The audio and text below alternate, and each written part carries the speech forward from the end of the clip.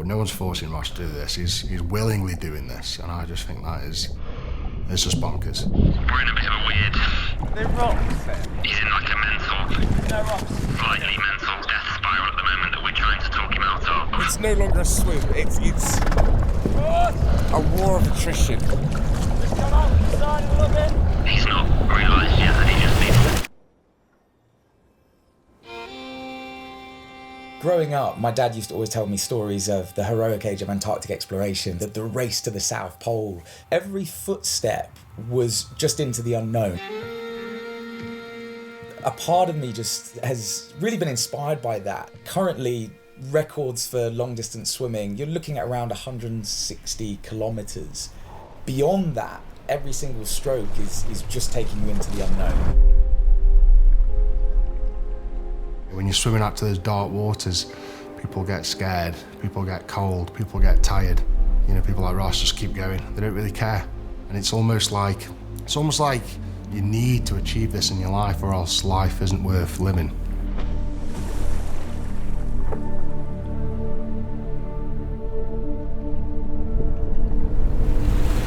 So it's been 4 years now since I swam around Great Britain, and I'm not gonna say that I retired from ultra distance swimming, but I kind of semi-temporarily hung up my goggles just because it didn't feel right to continue to swim purely for records. And there's just been certain people that have completely redefined what we thought the human body was capable of. So Roger Bannister, 4-minute mile, Kipchoge more recently, the 2-hour marathon. A very good friend of mine, Eddie Hall, the 500 kilo deadlift. People just didn't think it was possible. And in my small niche area that is floating and eating lots, I would love to see just how far we humans can actually go.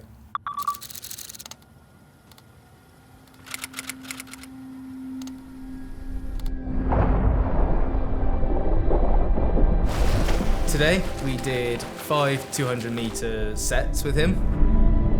At the end of those 200-meter sets, we took a blood lactate measurement. What that can tell us is fundamentally how physiologically challenged is he being by performing at that intensity. As lactate's accumulating and it's getting higher and higher, that's when we're getting further away from his aerobic energy systems. Being able to focus on what's a sustainable pace, what's going to be most fuelable is what's going to make him hopefully be successful in the world record attempt.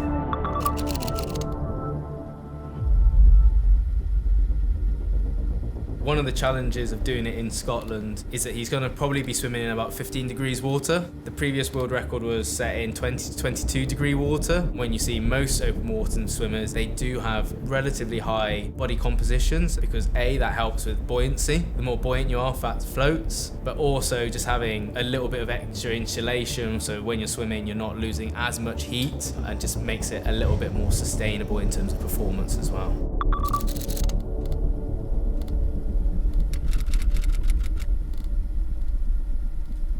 So the goal for this is really simple. I'll swim with no breaks, no sleep, no touching land for as long as I possibly can.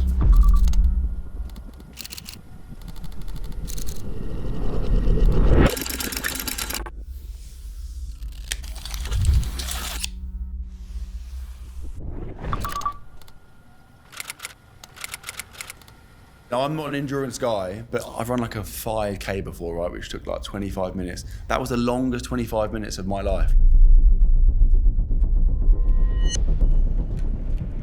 25 minutes is like a tiny little percentile of the stuff that Ross is doing.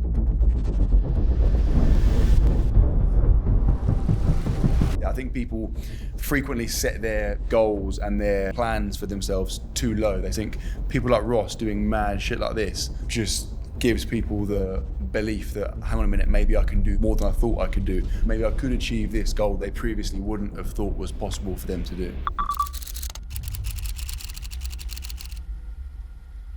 I'm often asked what the hardest thing about swimming around Great Britain was, and without doubt, the hardest point of the entire swim was Cape Wrath. That was when I got a phone call from my older brother, and it was when we found out that my dad had terminal cancer. my initial reaction was just to call off the swim. I was completely emotionally charged. I just wanted to go and see him, and even in that moment, he was so selfless, and he just said, "You can come home and you can come and be with the family and you can come and give me a hug, but it's got to be via Margate. You have to finish what you started." And so he made me promise, and I then swam around the top of Scotland and down the other side. Just purely fueled on the desire just to go and just wanted to give my dad a hug. That was without doubt the hardest bit.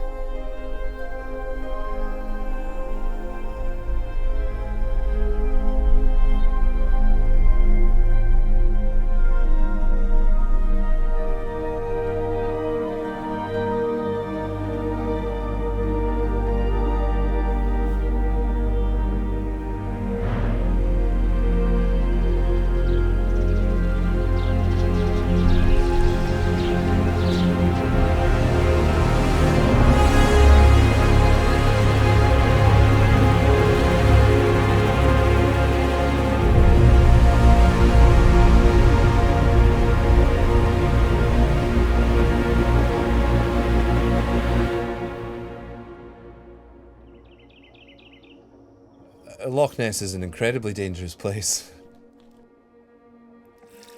I think one of the biggest mistakes anyone can make on these waters is underestimating how fast the weather and the water conditions can change.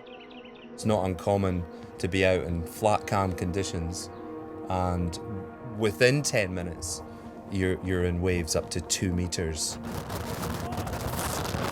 Knowing what Ross has done before, I would say if anyone was going to challenge Loch Ness, I'd say Ross is probably one of very few people on the planet that could actually do it.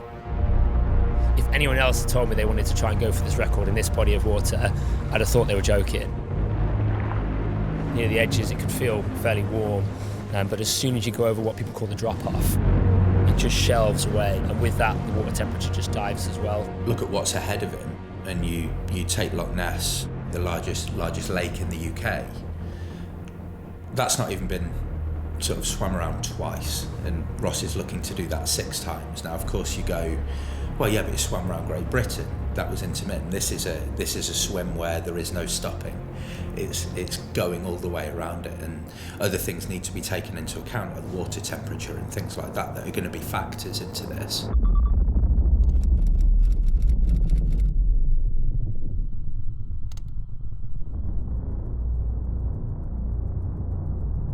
Once that cold creeps into your bones, you know, that cold, that deep cold that sets in. But when you're in the water and your only choice is to keep going, that's it. And that's quite a scary thing. Potentially 70 to 100 hours as far as he goes, until either the lake, the weather, something else shuts him down. The thing that will be interesting to find out is where that shutdown point occurs.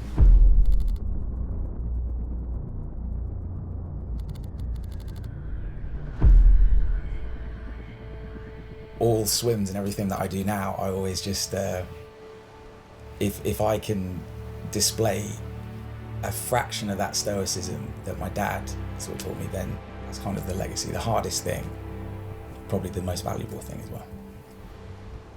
I think it says a lot about who Ross is and what sort of person he is. Ross is doing something that no one else has ever done before, so literally he's going into these dark waters not knowing what's going to happen. Absolutely extraordinary. Going beyond what any human has ever done before. Just getting a last-minute briefing. I think as soon as I get in, it will be really feeling like the water, getting a sense of the surroundings, temperature, pacing, and feeding strategies as well. The first 10 hours I hope are just a feeling out process. He's decided to go with one better. And that's why.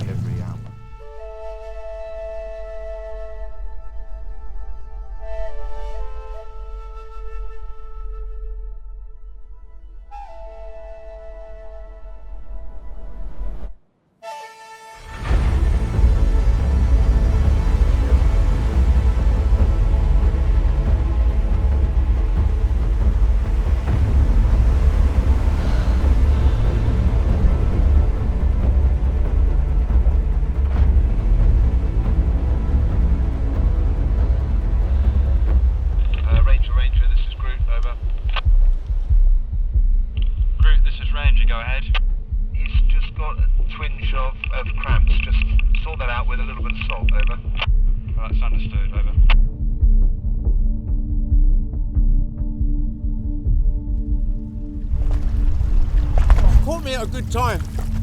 About 4 hours ago, I had a rogue brioche bun for breakfast, and we were swimming into 50 knots of wind. I was out, but then James has nursed me back to health.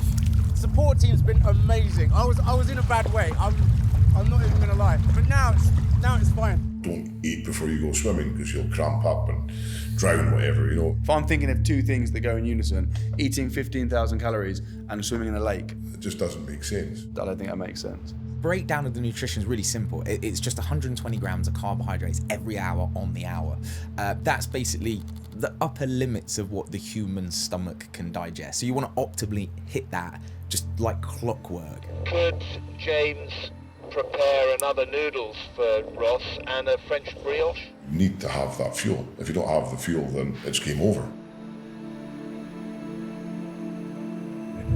The body's feeling great, shoulders are great, it was just my stomach. My stomach was like, what are you doing? But, no, I'm just trying to... I know it's easy to talk about seasickness and stuff like that, but what a swimming pool. My dad loved Scotland. Me and my mum, we had a bit of a moment where we looked at each other and was like, this feels a little bit like a dad swim.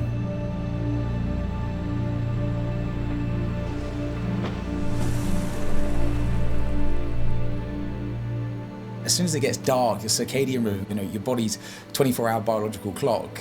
In my experience on my longer swims, it's all of a sudden the body and the brain start saying, you should be asleep right now. Or I was like, why are you in Loch Ness? And you almost have to biohack that. Say, look, I know this is a little bit strange, but stay with me, and almost ask the body and or the brain to cooperate.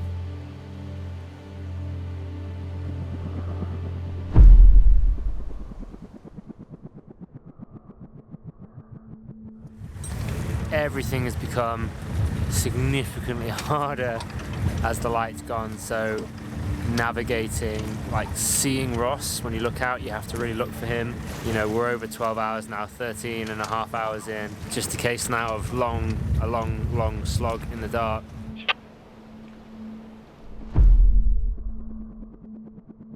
We're going to go across now and then down more, and then we're going to turn around and we're going to come up we're going to go back on the North Shore. When it starts raining, be happy, because that's when the rain stops, the wind stops.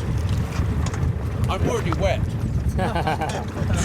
If you go into a night swim in a bad mood, you can come out in a terrible mood, and it's knowing that the mind is almost like an untamed horse. It's so powerful, and if you can tame it, that's great, but if you let it run wild, then, not to sound too dramatic, but it kind of will destroy you. The swim will come collapsing down from the inside, basically.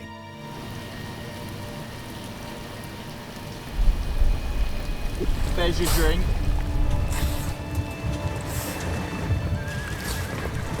Energel there? Yeah. Energel's there, it's open for you. Got it? Alright, go. Turn clockwise. Spin it clockwise.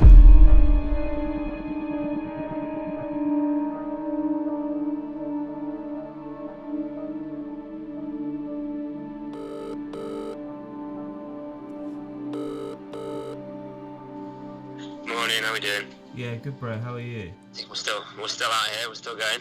We're currently doing loops in the bay next to Urquhart Castle because Ross's shoulders, he's just got a bit of cramp, and we were finding it out in the middle of the loch. Anytime we stop, it takes so much time to do all the food and change of things because it was so choppy. It's calmed off now, and that cumulative time is killing Ross's average pace, like killing it. Ross has definitely hit like the lowest point so far mentally, I think. You can't really trust your own thought process. You're so tired, you're so cold, you almost have the cognitive functioning of a 5-year-old. So you really need to look at your team and just know that they're the ones who are going to make the decisions for you, whether you like it or not.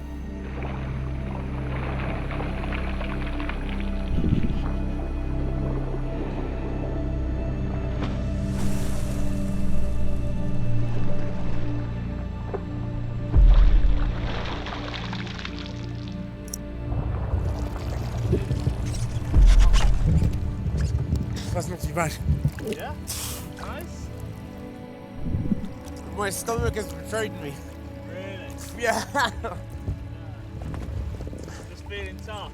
Huh? Just feeling rough? Oh, a little bit, yeah. Oh, it was a ropey night. As far as we know, no one's ever done more than 2 lengths. So he's probably already done the best part of the second length in laps, just in here. But if we can get him down there and he starts again, that's a milestone. It's like, okay, you've gone further in Loch Ness than anyone else ever has before. It's not a small thing. I can't actually string any swims together. There was no schedule, but I had a schedule and I'm way behind it. So what should have been a 60-hour swim is now turning into 100 and beyond.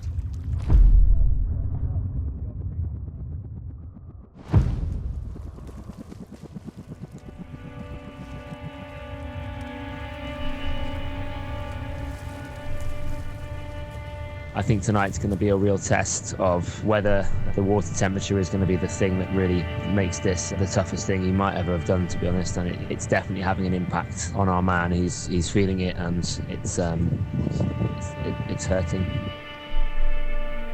Beyond 24 hours, that's when things start getting a little bit cheeky. So 36 hours in, start hallucinating, as sports scientists call it, perceptual distortions. The cognitive decline at that point is so steep. Like you're really not thinking straight, and you're almost swimming through syrup at that point. Everything's just slowing down. I will never ever bet against Ross. He's surprised me so many times. When you think, that's not possible for a human to do, he does it. So I will not put any odds against him, but I think this is definitely a critical night, and it's going to be a long one. My dad was such a mentor. If ever I had an issue with anything, I would just always go to him for anything and everything. And now he's no longer here, I sort of find myself trying to make sense of the world without him. I think for so long I was just an athlete. So I just wanted to win. I just wanted records, I wanted trophies. It was very extrinsic, my form of motivation. And it's only now, seeing my dad's legacy, that if I could achieve a fraction of that, then that's a life well spent, trying to aim for that.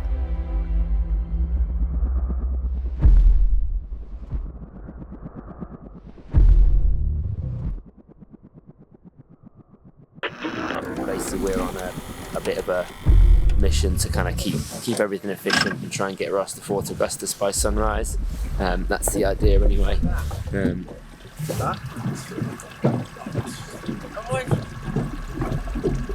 good? Way.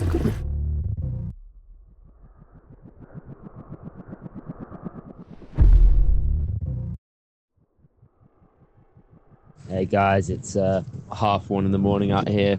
In the darkness of the night, Ross has started hallucinating. He stopped about 15 minutes ago to ask if anyone else could see the dog. The medic's going to get a list of questions for us to ask him just to check his mental state. But he started seeing things out here in the night. It would be remiss to sort of ignore the fact that no human has ever done what he's looking to do, that with that comes, risk. And it is easy sometimes to fall into assuming everything's okay because he's this high energy, super positive character. And so probably does rely on the support team around him to be going, actually, is this a good decision for Ross? Is this good for Ross? Is this time now to sort of say stop?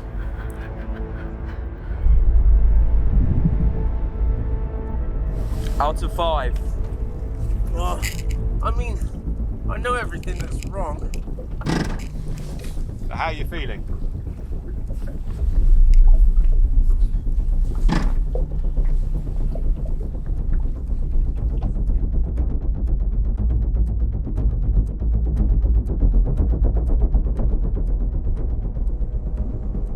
Say for the first time on this trip so far, Damo the medics had to come into play, just making sure we're checking in on Ross's cognitive function, checking his memory, checking his response to questions, and checking his temperature.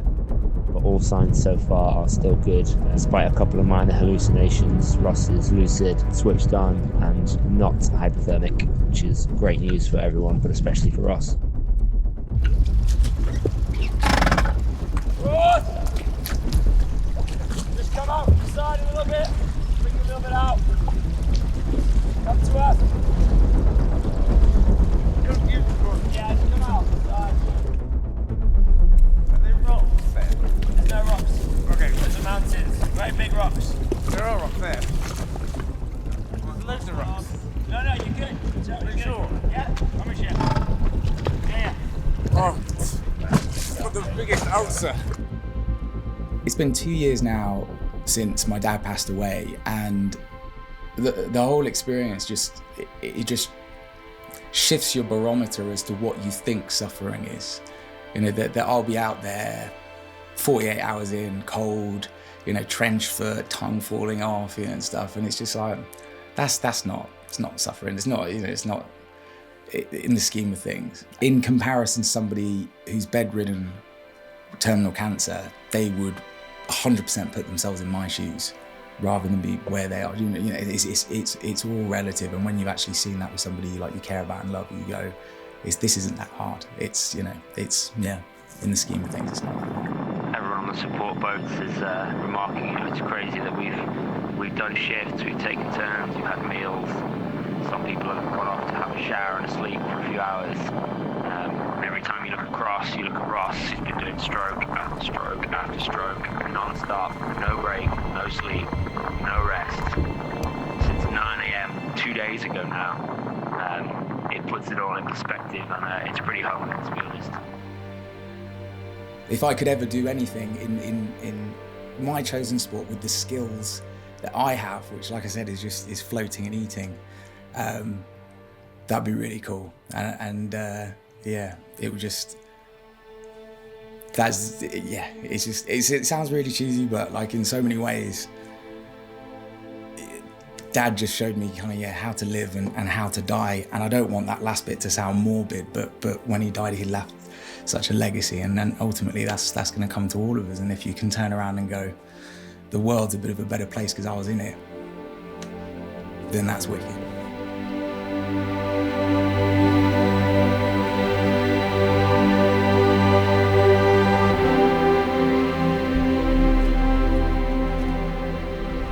How was your second night? I've lost track of time. Is it the second night tonight? Just finished. Oh! Genuinely lost track of time. If I sound funny, it's because I've got so many ulcers in the inside of my mouth. And whatever's in Loch Ness isn't entirely clean. So there's all sorts going on. And I think it's that is Ross's unique characteristic, is no matter how hard it gets, he always sees the positive. It's thrown so many curveballs. Loch Ness is amazing, but I mean, what started out as a meticulously planned swim has just. Oh, hang on, sorry, Chris. He will look out 4 a.m. and be glad that the rest of the stars are out, even though that makes it 5 degrees colder. He will be grateful for any number of things that a normal person would turn around and see as a negative. Ross will turn it. I don't think he even turns it. It just is a positive to him. I think he's an endlessly positive person. Oh, that was a bit on my tongue. Oh, sorry. He's here.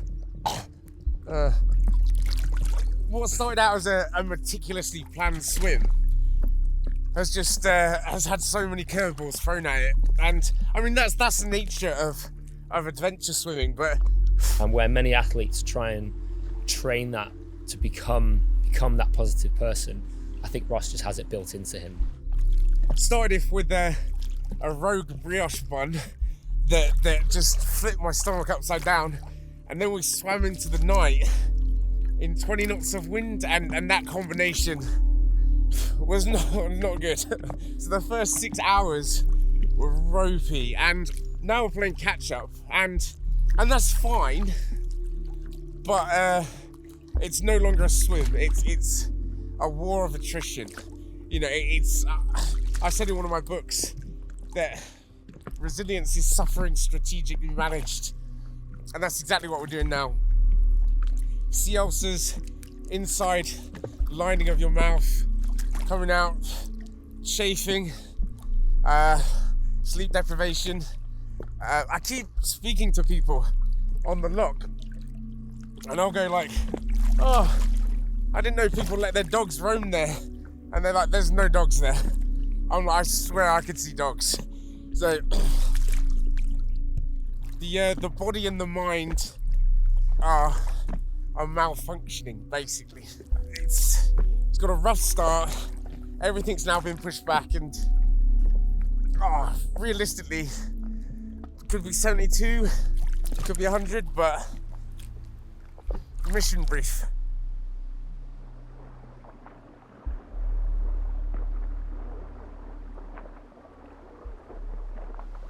I think anything that we can offer him is going to be purely like a placebo effect for him. If we can tell him that it might work, it might buy some time, but fundamentally, you know, he's here for a 4-day swim, and it's going to hurt, he's going to suffer, and yeah, he's not got a chance to heal, but we're going to come to a point where there's just nothing left to try. He's going to have to accept that it's going to hurt. Over. If I were to ask you just to sit in that chair for 72 hours and not fall asleep, I can 1,000% guarantee you will fail. And to think that you're going to go out and fuel your body and dive into that water and just non-stop, stroke after stroke after breath, just keep going for 72 hours is absolutely insane. It would drive you insane if someone forced you to do it, but no one's forcing Ross to do this. He's willingly doing this, and I just think that it's just bonkers. It's Ross. It's Ross all over.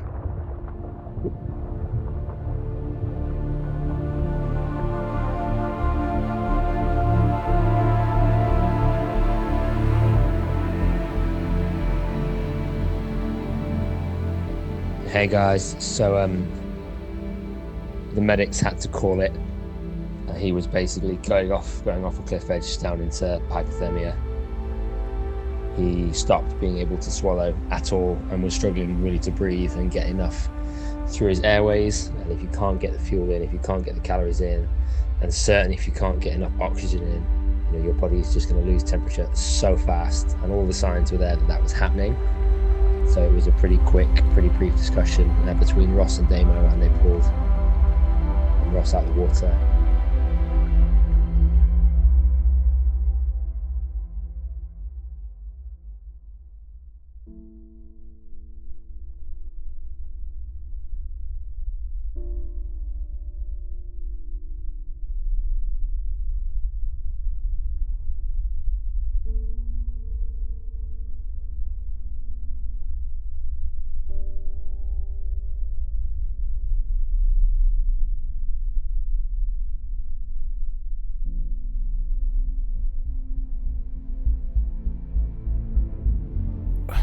I don't want to say grateful for the time to reflect, but with nothing else to do but be hooked up to a drip and sort of fed antibiotics, it really allowed me to to just deconstruct what had just happened. It was quite, I mean, it was a heavy experience because I was actually put in the cancer ward as well.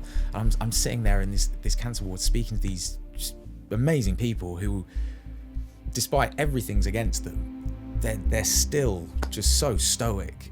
And it was in that moment I just realised I'm probably going to walk out of here as soon as the antibiotics kick in, cellulitis is under control. Some of them might not. And that was so, like I said, it was heavy, it was humbling, and it just makes you realise that as much as you think you're suffering, or even other people think you're suffering, you're not. Like there are people far worse off. And I think knowing that, again, that barometer of suffering, it just it's humbling, but it can make you incredibly grateful as well. Like as hard as this was, and although I've still got scars from this swim, I'm so grateful that I got to walk out of it, because like I said, some other people, they don't.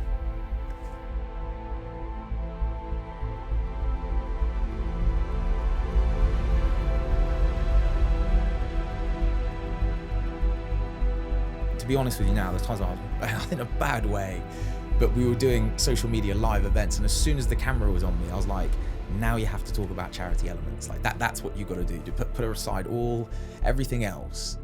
And I think that's something that I think upon reflection, that's what Dad would have probably been so happy about. You spoke so well, you handled the event really well, you made everybody feel welcome, you're very polite, and at the end probably wouldn't have cared about distance swum, duration in the water, but it's just how you handle yourself. And I think that's why even now I look back on this swim quite fondly, because as I sort of mature and get a little bit older, the sort of metrics of success aren't just distance and duration, but what impact did you have on everybody? You know, what have you produced and what did you put out into the world? It's not a record, it's not a distance time, it's something else. So I think there's that, which only now I'm beginning to understand what my dad meant all the time ago.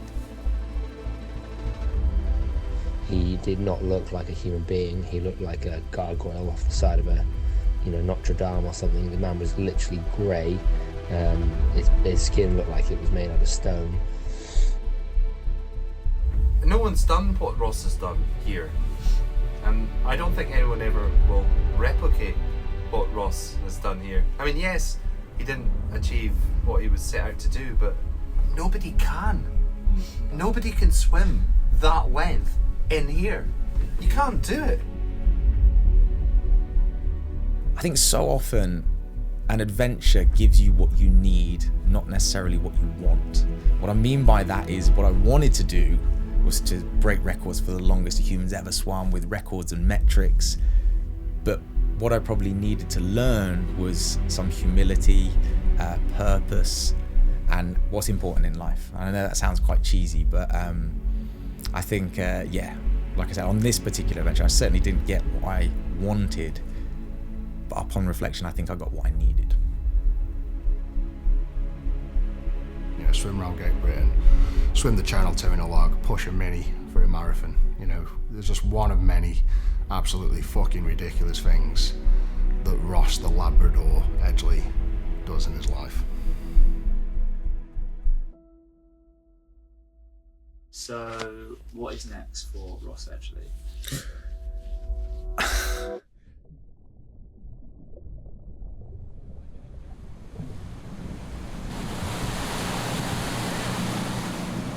Sorry, mate, you have to go.